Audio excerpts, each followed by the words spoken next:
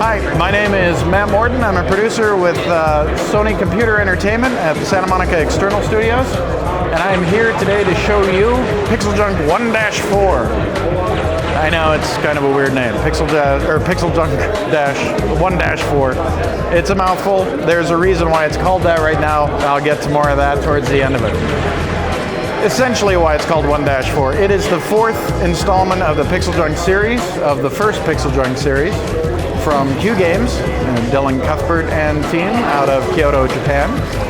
And essentially what this is, the gameplay or the game style of it, you are a ship working your way through the caverns, and you're doing your best to rescue all of these stranded workers that are caught at their peril. So, you've got a ship that you can move in any direction, you can rotate on the fly, shoot in any direction, and you've got a grappling hook that you can grab these people and pluck them to safety. Now, there are also aliens and bad guys in the caverns as well. They don't want you in their home of these caverns, which you don't want to be there either. You want to get the guys, rescue them, and get them back out. The nice thing about this game is there are multiple elements that are at play here. And you've got lava and heat, which is a constant in this underground scenario. With the heat can be bad, and you can actually see the heat radiating off of the lava as it's flowing down. My heat meter is also raising, so what I want to do is make sure I get to the water, release all of that steam, cool everything down. The heat meter is now down there.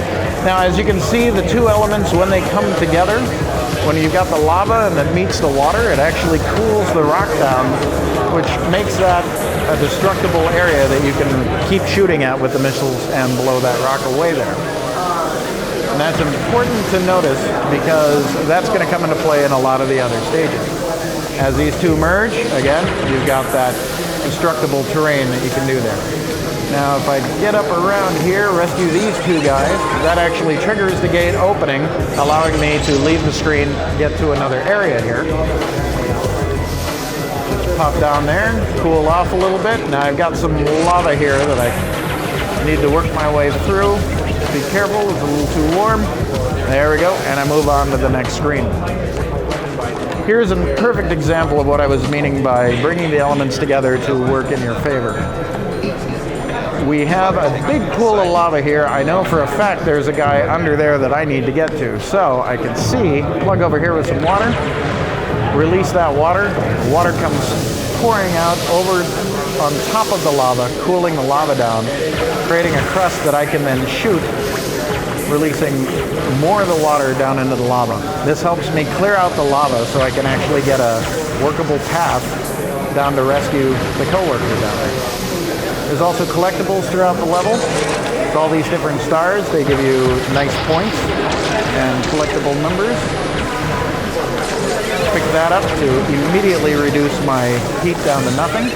Now, if the water pours over any of the trapped workers, not a problem. They can survive in water. However, if lava hits them, they will die, and that is a bad thing. So what I want to do is come back over here, clear this out since all the lava's been cooled, rescue him, turn around, and now the fluid dynamics of this game really come into play there because I was pushing very hard up against it. As the fluid and the water was flowing downward, it was keeping me pressed down, and I had to struggle my way up through the fight there. There's also aliens that are appearing again. They don't like me being there. They want me to leave.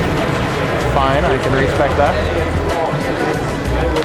Oh, where am I going now? And they hit me, and I'm resetting the whole thing. But essentially, that is the core mechanic through it. You always want to make sure that you don't overheat. If you overheat, you lose control of your ship, and that would be bad for everybody involved. You want to rescue the crew as quickly as you can, clear the stage, and get moving to the next stage area. Now, the interesting name issue with what's going on with PixelJunk 1-4, we can't come up with a good name for it. And what Dylan and Q Games wants to do is April 29th, PixelJunk website, pixeljunk.jp, and also our PlayStation blog, and Jeff Rubenstein will be announcing the fact that we're doing a naming contest. We're going to be having a naming competition contest hosted by Q Games. They want the fans and the community of the PixelJunk games to basically come up with a name for PixelJunk 1-4, so we can stop calling it PixelJunk 1-4 and actually have a really cool name to call it. So that really cool name is up to you guys, and that all goes live, and the competition will start April 29th. We are looking at a fall release for the title,